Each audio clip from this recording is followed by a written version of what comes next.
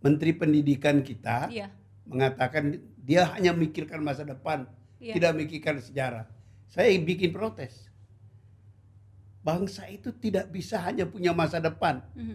Dia harus punya masa lalu.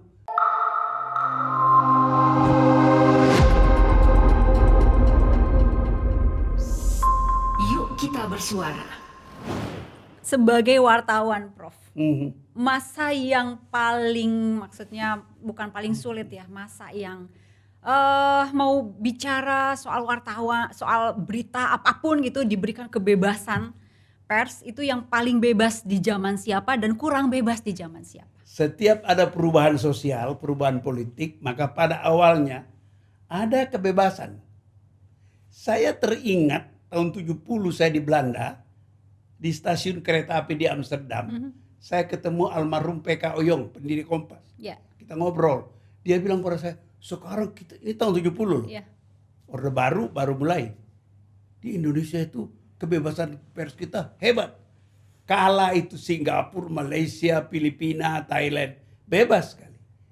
Setelah saya berusia tua mengalami banyak perubahan politik di Indonesia, saya berkesimpulan bahwa semangat reformasi antara lain kebebasan itu pada tahun-tahun pertama reformasi. Begitu establish kekuasaan, mulailah dia menindas, mempersulit kebebasan pers. Gitu. Dan selalu berlaku seperti itu. Begitulah. Karena apa? Nah ini yang hasil penelitian saya. Setiap dan saya bikin perbandingan dengan negara. Tiongkok, Uni Soviet, negara-negara Timur Tengah. Begini, setiap ada perubahan sosial, perubahan politik, maka ternyata kebanyakan yang berubah, yang digulingkan dan yang menggulingkan itu elit kecil. Rakyat tidak banyak terlibat. Tentu sekarang makin banyak yang terlibat. Ya. Tapi pada awalnya itu hanya golongan kecil. Nah, kalau salah satu golongan ini menang, hegemonik, maka dia memaksakan kehendaknya kepada lawan-lawannya, yakni elit yang lain. Karena rakyat kan tidak ditindas sebenarnya. Yang ditindas itu elit. Kalau Anda bicara kebebasan pers, kebebasan akademik, itu bukan urusan rakyat. Itu urusan sejumlah kecil orang Indonesia di dunia akademik atau di dunia politik, partai-partai dan sebagainya. Jadi masyarakat kan menjadi terbatasi dapat informasi kalau kayak gitu kan? Ya informasi banyak, tapi mengerti nggak mereka? Bangsa yang masih berendah perekonomiannya, maka mereka tidak terlalu memikirkan itu.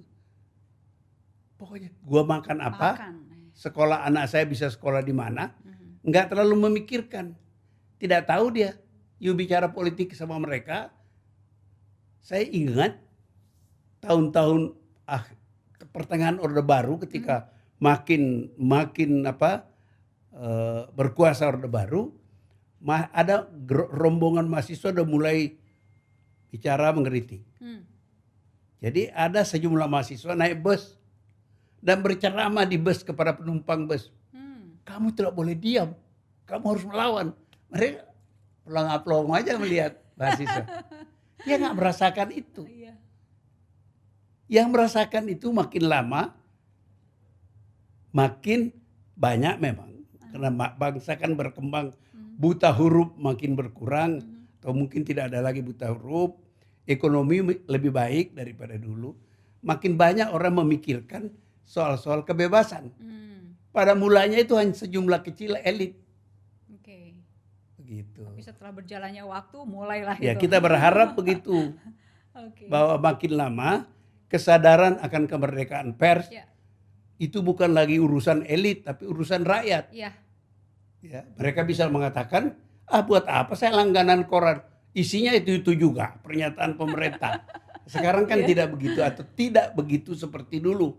Dulu itu begitu. Orang nggak peduli. Koran-koran isinya itu aja. Dulu isinya Pak Harmoko semua. Apalagi zaman Pak Harmoko. Pak Harmoko itu orang baik. Dia mau menyenangkan Pak Harto. Karena yang ngangkat adalah Pak Harto. Dia nggak pernah menyangka dirinya jadi ketua Golkar. Jadi ketua Golkar, jadi menteri, jadi ketua DPR. Karena dia kecewa Pak Harto, akhirnya dia termasuk orang yang pertama menyarankan Pak Harto mundur, masih ingat? Iya. Nah, itulah. Iya. Oke. Prof, ini ngobrolnya seru semuanya. Tapi kita kan nggak bisa panjang-panjang ya Prof ya. Sedikit aja nih, mungkin pesan Prof untuk generasi muda. Jangan, dan ini bukan pesan saya. Oh, apa dong? Saya mengulangi apa yang dikatakan Bung Karno, Oke. yang saya dukung. Jangan pernah meninggalkan sejarah. Kalau you tidak tahu sejarah, you nggak tahu kemana bangsa ini. Nah itu yang saya takutkan, karena pengetahuan pengajaran sejarah Iya. katanya nggak sebagus zaman saya masih SMA dulu. Jadi anak-anak kita tidak tahu banyak. Oke. Ketika anak saya masih SMA, SMP, SMA, itu mempelajari, ini masih zaman Orde Baru. Iya.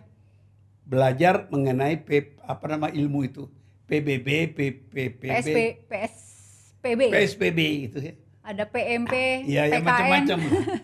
Tapi itu kan semua di-tailor untuk kepentingan pemerintah. Jadi anak saya tanya, saya kuliahin dia. Dan dia bingung.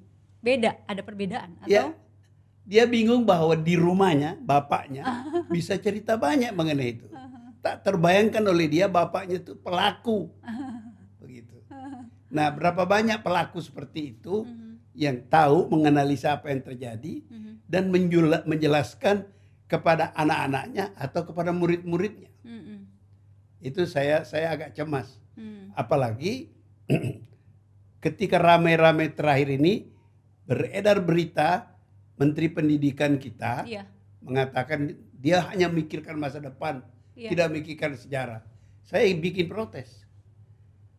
Bangsa itu tidak bisa hanya punya masa depan. Dia harus punya masa lalu.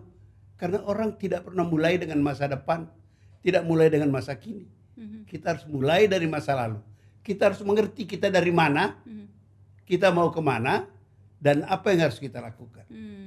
Yang membuat Prof cemas adalah kekhawatiran. Orang nggak tahu sejarah. Oke. Dan itu banyak orang yang nggak tahu. Dan banyak elit yang nggak tahu. Tidak tahu sejarah, tidak tahu masyarakat. Tidak tahu sejarah, tidak tahu masyarakat, dan Ya. juga bukan pelaku gitu ya.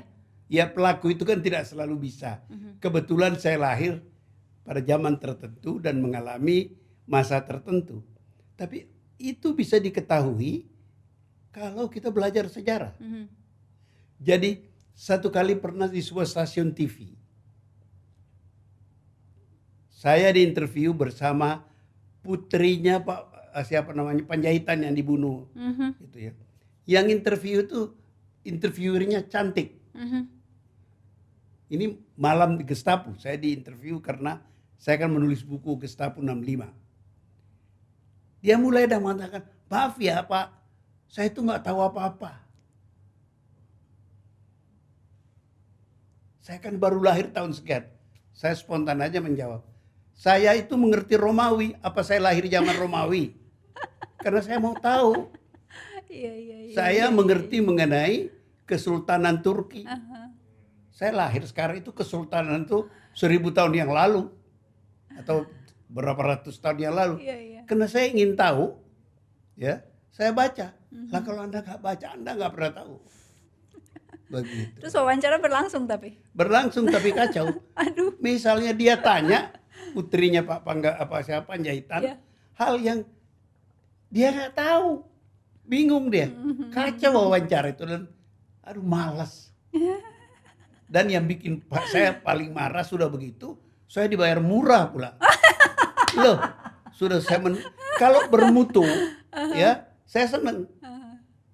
Saya berkontribusi kepada masyarakat, menjelaskan kepada masyarakat. Iya. Ini sudah kacau, saya harus menjelaskan kepada dia, si interviewer, sudah dibayar murah pula. Aduh. Kalau gitu, satu lagi pesan untuk para wartawan muda. Ya wartawan harus tahu sejarah. Semuanya ya. Sebagai bagian dari satu masyarakat. Terutama wartawan karena kalau dia nggak mengerti bagaimana dia mau menulis dengan benar. Itu sebabnya saya menulis buku sejarah sosial film Indonesia. Saya kan kritikus film, majalah Tempo dan Yeah.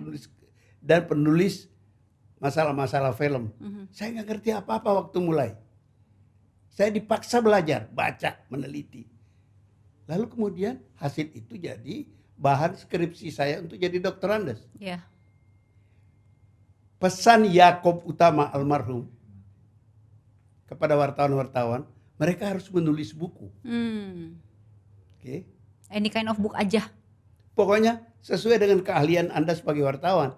Saya akan belajar mengenai, saya didorong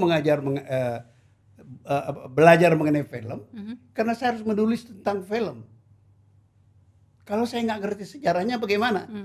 Kenapa film Indonesia jelek-jelek waktu itu? Kenapa yang bagus-bagus tidak banyak? Ada sejarahnya.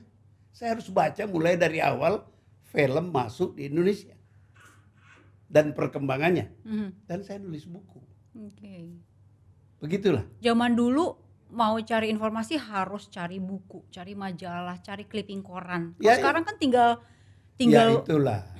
Yang sekarang yang diperlukan itu kesadaran, kemauan, ya, sehingga tidak kejadian interview televisi di depan kamera, di depan mikrofon mengatakan, saya tuh gak tahu apa-apa loh Pak, saya belum lahir waktu itu.